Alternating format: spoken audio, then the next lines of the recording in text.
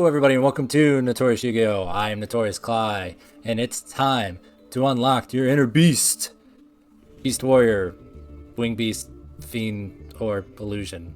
Presenting to you, Tri-Brigade Chimera. Let's begin by briefly introducing our Tri-Brigade Engine. 14 total cards make up our Tri-Brigade Engine, and we're running fairly standard ratios with that. 3 Fractal, 3 Kit, 3 Nervball, 2 Karas, 1 Revolt, and 2 of the honorary Tri-Brigade card, Fire Formation Tanky. Tri-Brigade is pretty well known at this point, so I don't think there's much of a need for a proper introduction, but here's a quick one just for the sake of the deck profile.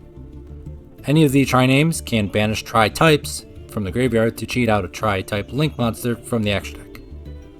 Fractal also sends itself from the hand or the field to the graveyard to dump a Tri-type. Kit, if sent to the graveyard, can send another Tri-card to the graveyard. Nervball, if sent to the graveyard, can add another Tri-monster to your hand. And Karas can pitch another Tri-type to summon itself from hand. The 2 copies of Tanky give us extra chances at opening Fractal, which is the best one to open. Fractal loads your graveyard with the Tri-types, and if the conga line of Tri-Brigades fully resolves, you'll end up at the same number of cards in hand that you began with. Fractal may be the best one to open, but Karas and Kit are definitely the MVPs of this deck list. Karas because it's the only monster that can actually summon itself from the hand, and Kit because it's the bridge between our 2 engines.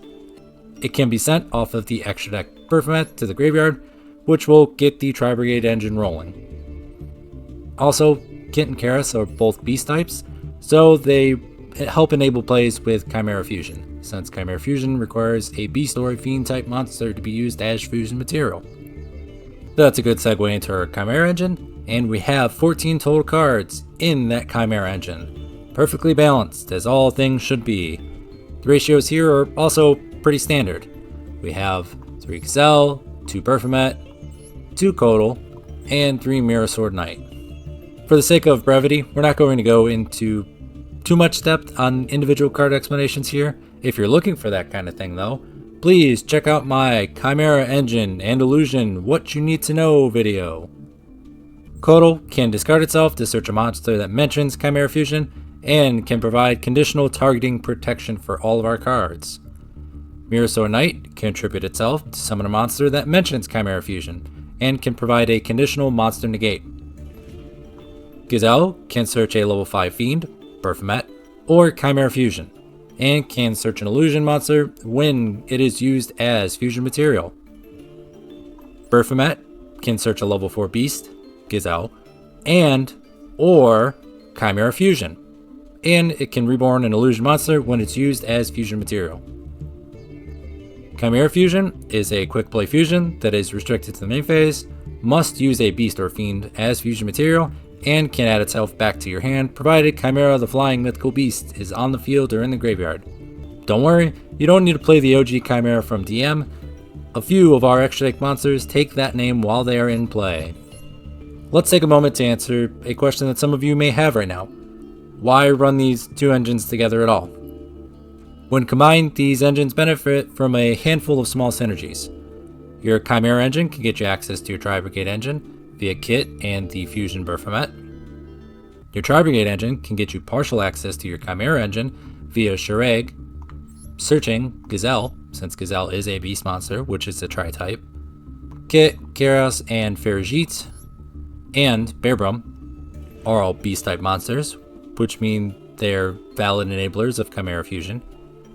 Gazelle is also a Tri-type, as we mentioned earlier, which means it's a valid summon off of something like a Ferajit. Gazelle, being a beast monster, is valid fodder for your Tri-Brigade effects. Easy access to Gazelle via your Chimera Engine gives you a Tri-type to use for Karas, and the list goes on. The more you play this deck, the more you'll notice the small synergies between them. While we're here talking about how the 2 engines interact with one another, I want to bring up some important things to remember when playing the deck. If you use Performat's effect, it will lock you into fusion extra deck monsters for the rest of the turn, so be careful of that. Don't lock yourself out of your Tri-Brigade Link plays by activating the effect of Performat too early.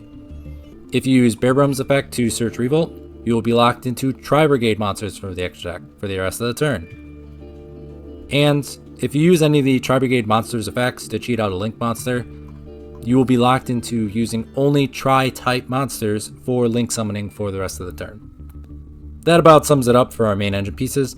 Let's talk about our non-engine slots. For those of you counting at home, 14 Tri-Brigades and 14 Chimera cards leaves us with 12 non-engine slots if we want to keep the deck at a clean 40. You can use these 12 slots however you see fit.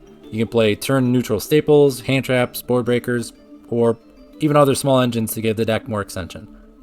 I elected to use my non-engine slots on the Patchwork engine and solid turn-neutral staples. The Patchwork engine, comprised of Edge and Chain, right for Patchwork, and Polymerization, gives the deck access to fusion plays if you don't open access to Chimera Fusion, or if you're trying to avoid the Baphomet lock. The Polymerization that comes with the Patchwork engine adds another small synergy to the deck by making Guardian Chimera untargetable, and being valid fodder for Magnum the Reliever's draw effect or pop effect. Also, playing one Polymerization is not that big of a deal, since as I mentioned, Magnum the Reliever can always tuck it back into the deck. Talents, Droplets, and Called By are just good turn-neutral staples that have a lot of coverage. Once again, please feel free to customize these slots however you see fit. I elected to play these cards because this seemed like the most fun version to me. I don't believe this version of the deck is going to be meta or meta relevant, but I believe you can sneak into Legend rank with it, and have a great time while you're doing that. One other thing I'd like to mention is this deck does have the capability of going over 40 cards. I'm just not patient enough to work out all the 2-card combo math, but I know that there's enough 2-card combos with this deck that I'd feel comfortable playing it at 42, maybe even 44 cards, depending on what you're adding to it. Let's take a quick trip through the extra deck and wrap up this deck profile. Our extra deck Chimera monsters are Chimera the King of Phantom Beasts, who becomes Chimera the Flying Mythical Beast while in the field or in the graveyard, satisfying the condition for all of the bonus effects of our Chimera Engine. And during the end phase of the turn its fusion summon, it can rip a card from your opponent's hand. Also, during your opponent's turn while it's in the graveyard, it can reborn a Beast, Fiend, or Illusion monster. Baphomet, the Mythical King of Beasts, becomes Chimera the Flying Mythical Beast on the field, or in the graveyard. See, I told you we had a couple cards that would address that issue. And, as I mentioned earlier in the deck profile, when it is fusion summoned, it can send a Beast, Fiend, or Illusion type monster from your deck to the graveyard. This is the card that ties our Tri-Brigade Engine together along with Kit. Also, while it's in the graveyard, you can banish it to summon back one of your banished Beast, Fiend, or Illusion type monsters. Magnum the Reliever is just a great utility card to have in the extra deck. It lines up perfectly with the Patchwork engine and with our Chimera engine. Being able to banish a Chimera Fusion or a Polymerization to pop a card when our opponent does anything is nice, and getting additional draws by tucking those fusion spells back on the bottom of the deck is also nice. All of us are familiar with Guardian Chimera and the powerhouse that it is. Drawing cards, popping cards, becoming untargetable. It's a problem for your opponent every time this card hits the board. Now it's time to go over the links we're playing for our Tri-Brigade Engine. Let's run through them really quick. We have Almirage, Lightheart, DDL, Ferjit, Bearbrum, Rugal, Appaloosa, Access Code Talker, and 2 Shireg. Almirage is here because sometimes you just need a normal summon Kit or Nerval and link it off to get the ball rolling. Lightheart is here because sometimes you only have one Tri-type engraved to banish, and pairing the Lightheart that's cheated out of the extra deck with the Tri-Brigade you used to cheat it out of the extra deck will give you access to Ferjit. DDL is just a great disruptive tool that requires a very low investment from your Tri-Brigade engine, and it's great when you get to pair it up with an Appaloosa and a Revolt. Everybody knows the full Tri-Brigade combo. I do believe that DDL is probably a flex spot in this deck.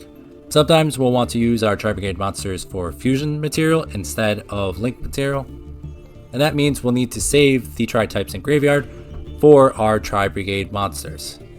Ferjit and Bearbrum are just the mainstays of any Tri-Brigade combo. Ferjit gets you an extra summon and allows you to cycle a card. Bearbrum searches Revolt. Rugal is here just to make accessing access code a little easier. Any one Tri-Brigade monster can become an access code talker, provided you have 3 Tri-types in graveyard. Normal summon the Tri-Brigade monster, banish 3, summon the Rugal, turn those 2 into a 5200 access code talker. This could technically be something with a little more utility like Doom Eagle, but I prefer the Rugal because it's easier for us to hard make if that situation ever comes up. We have Appaloosa, an honorary Tri-Brigade monster. Access Kotaker needs no introduction or explanation. And Shirag also needs no introduction or explanation. But I'm going to do it anyways.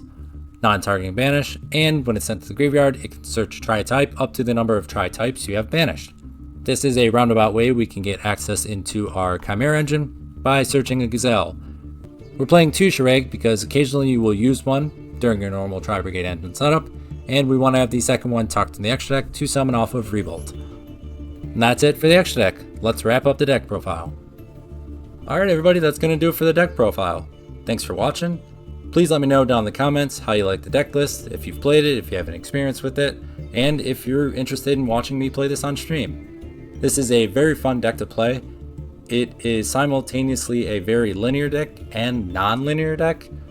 The Tri-Brigade Engine and the Chimera Fusion Engine both have very linear, straightforward game plans. But the ability to intermingle and weave between both of those fairly linear game plans gives the deck a lot of flexibility in how you navigate boards and how you set up. Sometimes it's almost as difficult to establish your own board as it is to play into your opponent's. And I really enjoy that in a deck sometimes. Alright, I'm just rambling now, so we're just going to cut the video here. Thanks for watching everybody. I'll see you in the next one. Be safe, have fun.